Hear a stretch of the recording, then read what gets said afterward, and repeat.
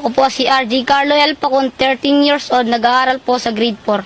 Pangarap ko pong maging pulis para po mahuli ko mga kriminal. Paglaki ko po, gusto ko pong maging pulis para po matulungan ko mga mahuli. Paglaki ko po, gusto ko pong maging pulis para po mahuli ko ang kriminal. Paglaki ko po, gusto ko pong maging Paglaki ko, gusto ko maging kriminal. Ano ang English ng alas 5 ng madaling araw? Good morning. Ano humati ng potlong? I miss you. Say tang ina mo. Tang ino. Tang Ina mo. Yeah, that's the say I miss you. Tang ina mo.